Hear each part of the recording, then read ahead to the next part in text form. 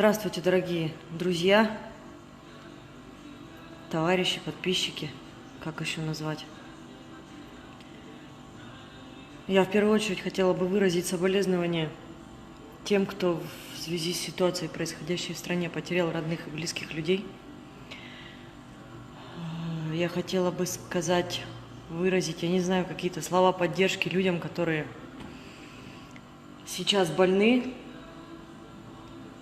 Сказать огромное спасибо нашим врачам, которые, как всегда, остались брошенные на произвол судьбы, которые, как всегда, нахрен никому в этой стране не нужны, которые сами по себе выживут и выживут, не выживут, ну и хрен с ними. Я очень сильно сейчас хочу обратиться к нашему, подчеркиваю просто большими буквами, много неуважаемому правительству. Объясните мне, гражданину своей страны, что еще должно случиться в нашем государстве, чтобы вы уже схватились за головы и задумались о том, что вы, простите меня за выражение, но другого слова уже просто нет, нахуевертили за эти 4 месяца. Что вы сделали, кроме того, вообще за срок своего правления, кроме того, что вы умудрились в период пандемии издать закон и позатыкать людям рты? Что вы сделали хорошего, объясните мне, в этой стране? Что вы сделали? Спустили с молотка все, что можно было спустить? За 4 месяца пандемии бросить людей, бросить граждан, бросить врачей, бросить силовиков? Вы нормальные люди вообще? Вы застрахованы от всего в этой жизни, я понять не могу. Или вы думаете, с вами этого не случится? Прости меня, Господи, не дай Бог, я мать 2 детей. Мне страшно говорить эти слова, но мне так хочется, чтобы этими граблями прилетело каждому из вас по затылку. Вы вообще адекватные люди? Вы адекватные люди? Как вам спится вообще? Вы как живете? Вы со спокойной совестью, с подарками, я не знаю, там, с какими-то выплатами уходите на каникулы. Какие нахрен каникулы, ребята? Вы отвечаете за всю страну сейчас. Вы сейчас впереди планеты всей должны бежать и помогать медикам. Вы ограничили транспорт. Вы в своем уме? Что вы делаете вообще?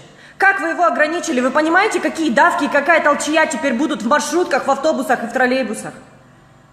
Как люди должны выживать в этой ситуации? Каким образом? Если вы вводите эти ограничения, если вы на выходные убираете транспорт из города, вы обеспечили доставку врачей на работу и с работы? Вы подумали, каким образом будут добираться люди, которые сейчас отвечают за каждого из нас? 4 месяца.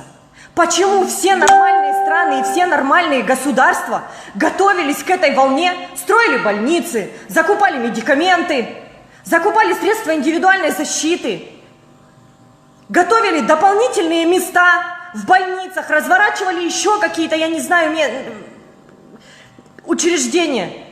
Что сделали вы? Что сделали вы? В страну зашли такие средства. На эти средства можно было не одну больницу построить. Сейчас не хватает аппаратов ИВЛ, не хватает кислородных аппаратов. Серьезно? Да ладно! А разве этого всего нельзя было купить? Разве нельзя было ко всему этому подготовиться? Где? Ответьте людям, где деньги, которые зашли в страну? Почему сейчас умирают молодые ребята, которые действительно, сука, защищали Родину? Ребята, силовики, которым за их работу вообще надо в ноги кланяться, мы их хороним. Вы что делаете? Это уже даже не крик души. Ну, издали вы этот закон. Ну, позатыкаете вы рты людям. Ну, привлечете вы 1, 2, 3, 5, 10. Ну, всю страну вы не заткнете уже. Все, приехали.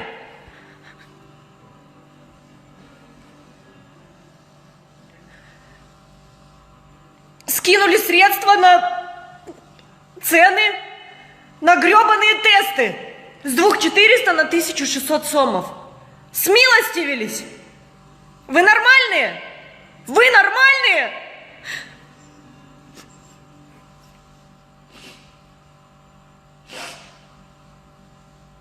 Та ситуация, в которой сейчас находится страна, вы должны все это делать бесплатно.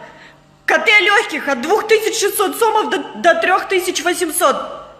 Как люди, откуда у людей деньги после того, как они все это время просидели в карантине, без зарплаты, без заработка, без денег? Откуда у людей сейчас на это средства? Откуда? Где этим матерям, у которых сейчас болеют дети и родители? Где людям брать на это деньги, чтобы сделать этот гребаный тест, чтобы сделать это КТ легких? Где люди должны брать деньги на то, чтобы покупать кислородные концентраторы? Где? А мы нормально все у нас. Мы на каникулы уходим, смотришь фотографии из зала. Счастливые сидят, улыбаются, друг другу руки жмут. Круто вообще. Нет, ну да, конечно, с такими-то бабками мы себя и вылечим, и концентраторы купим. А простым людям что делать? Что делать простым смертным, объясните? Я сейчас все это говорю, а у меня дома мама и 2 детей. Маме 66. И у меня нет никакой гарантии, что эта зараза не ворвется в мой дом. Ну нет никакой гарантии. Нет никакой гарантии, что не пострадают мои друзья, мои близкие люди.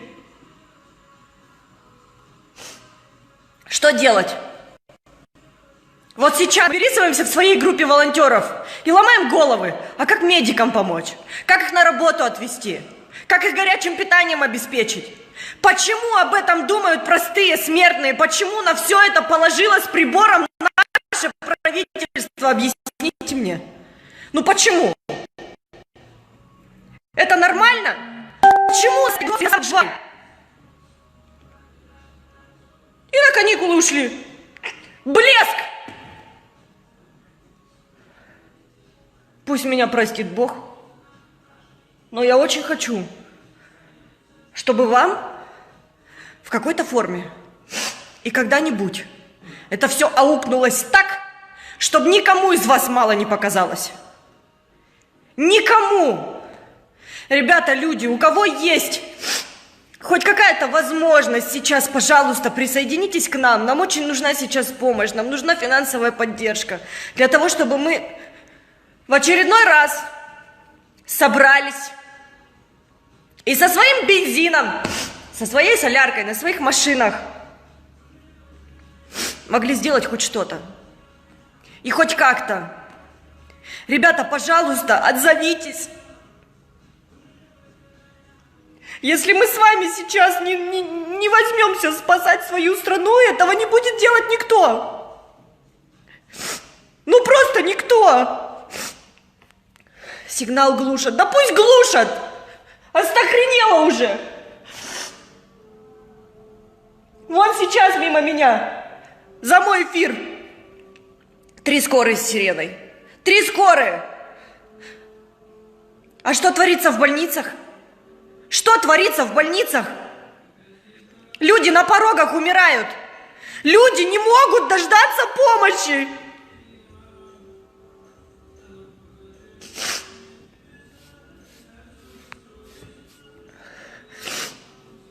Это какой-то кошмар. Это беспредел. Богатейшую страна с богатейшими природными ресурсами, страна, которая может процветать, засунули в такую задницу, опустили просто ниже плинтуса, где люди теперь должны выживать. Просто выживать. Это как? Ребята, пожалуйста, всем, чем можем, давайте мы сейчас поможем врачам. Давайте мы сейчас поможем друг другу. Потому что никто не поможет. Ну просто никто. Потому что никто не поможет. Мне страшно. Мне страшно за маму, мне страшно за детей. Мне очень страшно. Но я готова одеть свой костюм, одеть свои кроссовки, маску, платок, перчатки. И со своими ребятами сесть за руль и вести горячее питание, вести врачей на работу, помогать людям. Давайте, наверное, мы уже возьмемся за все это и будем вытаскивать друг друга из свою страну, из той задницы, в которую нас засунули. Потому что это наша Родина. И потому что так жить уже невозможно. Потому что это кошмар. Потому что страшно думать о том, что сейчас люди сталкиваются с такой ситуацией, что дети не могут проститься с родителями, которые умирают. Родители не могут проститься с детьми, потому что бушует вся эта зараза в стране.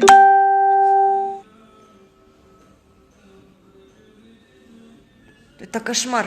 Это ужас.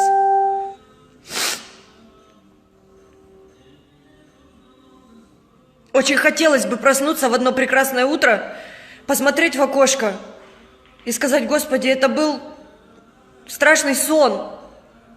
Но, черт возьми, это реальность. Страшная, адская, противная реальность, в которую мы все попали.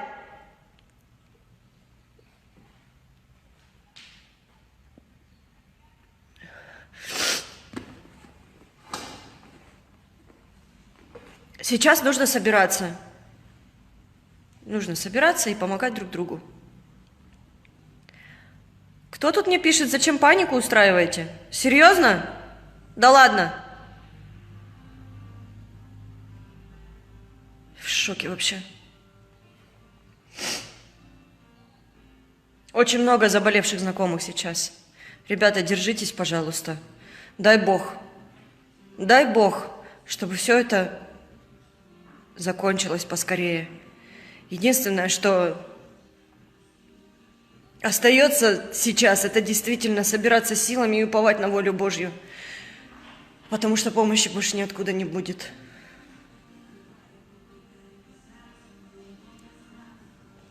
Обращаться к братским странам, к побратимам и просить помощи, ну, уже просто язык не поворачивается, и наглости, наверное, не хватит. Ну, правда. Они помогли, чем смогли. А куда все это делось? В никуда все это делось. Наверное, скорее всего, сейчас после моего эфира за все мои слова с меня тоже спросят. Я так думаю. Ну, спрашивайте. Я готова. Я готова ответить на все вопросы. Потому что сейчас я уверена, что я выразила не только мнение, а как минимум мнение половины страны, наверное. Ребята, берегите себя. Берегите себя, защищайте себя как можете. Не забывайте про средства индивидуальной защиты. Не забывайте про антисептики, не забывайте про маски, про перчатки. Берегите деток, пожалуйста, деток, родителей. Ограничьте их от выхода на улицу сейчас. Никаких детских площадок, никаких развлекательных каких-то мероприятий. Да, это тяжело. Но, пожалуйста, берегите себя. По возможности, я понимаю, что, наверное, сейчас мои слова прозвучат глупо, но не выходите на улицу лишний раз. Если вы ходите, старайтесь максимально себя обезопасить, чем только можно. Пожалуйста. Здоровья вам и вашим близким. Берегите себя. Берегите своих детей. С Божьей помощью, объединившись, справимся, прорвемся. И дай Бог, все у нас будет хорошо. Берегите себя, ребят.